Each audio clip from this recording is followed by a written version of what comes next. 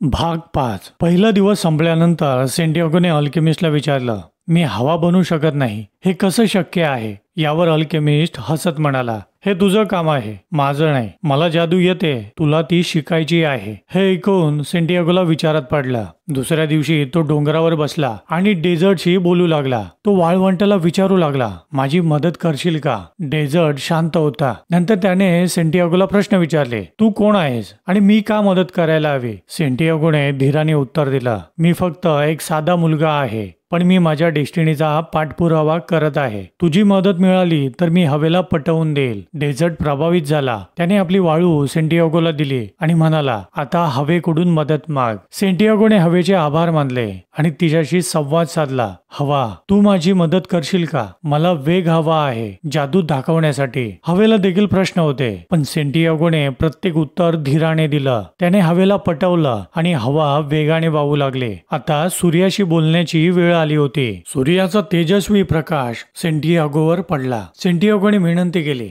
माझं तेज वाढव, जेणेकरून मी माझी जादू पूर्ण करू शकेन. सूर्याने त्याला सांगितलं, प्रार्थना कर, त्या हातांशी बोल, ज्यांनी हे सर्व लिहिलं आहे. सेंटियागोने देवाशी प्रार्थना केली. त्याच्या डोळ्यामध्ये शांतता आणि मनामध्ये श्रद्धा होती. त्याला जाणवलं की देवाचा आत्मा त्याच्या आतच आहे. सेंटियागोला आता समजलं, आपली डेस्टिनी आपल्या हातात असते, पण ती सुप्रीम पॉवरने लिहिलेली असते. हे समजताच त्याने स्वतःला हवेमध्ये रूपांतरित केलं. हे बघून सर्वजण थक्क झाले. त्याची चाचणी पूर्ण झाली आणि त्याला आणि अल्केमिस्टला मोकळं करण्यात आलं. ते दोघं एका मठात पोहोचले. अल्केमिस्टने सेंटियागोला सोन्यात बदलणारा रस्ता दाखवला. नंतर अल्केमिस्ट ओएसिसला परतला आणि सेंटियागो खजिन्याच्या शोधात पुढे गेला. पिरॅमिड पाहता सेंटियागो भावुक झाला. तिथे त्याने खोदायला सुरुवात केली. खोदत असताना त्याच्या जवळ काही ट्राइब्समॅन आले. त्यांनी त्याचं सोनं हिसकावलं आणि त्याला मारहाण केली. सेंटियागोने त्यांना त्याच्या स्वप्नाबद्दल सांगितलं. हे ऐकून त्यांचा प्रमुख म्हणाला,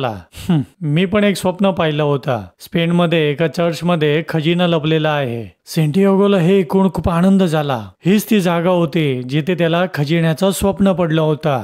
त्याने ताबडतोब स्पेनला जाण्याचा निर्णय घेतला. स्पेनमधील चर्चमध्ये सेंटियागोने खोदून खजिना शोधला. त्याने जिप्सी बाईला खजिन्याचा 10वा हिस्सा दिला. आता त्याला फातिमाचा सुवास जाणवला. तो आनंदाने म्हणाला, मी येतो आहे फातिमा. खजिना शोधणे हे अंतिम लक्षण असून प्रवासातील शिकवण महत्वाची असते. सेंटियागोने खजिन्यासोबत स्वतःला शोधलं आणि आपल्या डेस्टिनीला पूर्ण केलं. तुझ्या स्वप्नांचा पाठपुरावा कर, कारण ते स्वप्नच तुझ्या डेस्टिनीचा मार्ग दाखवतात. तू ज्या गोष्टीची मनापासून इच्छा करतोस ती पूर्ण करण्यासाठी संपूर्ण विश्व तुला मदत करतं. तुला प्रवासात अडथळे येतील, पण प्रत्येक अडथळा तुला काहीतरी नवीन शिकवतो. घाबरू नकोस, कारण खऱ्या इच्छेला साकार करण्यासाठी तुला तुझ्या आतल्या शक्तीची जाणीव व्हायला हवी. तुझा आत्मा आणि सृष्टीचा आत्मा एकच आहे. तेव्हा स्वतःवर विश्वास ठेव आणि तुझ्या डेस्टिनी पर्यंत पोहोचण्यासाठी प्रत्येक पाऊल टाक.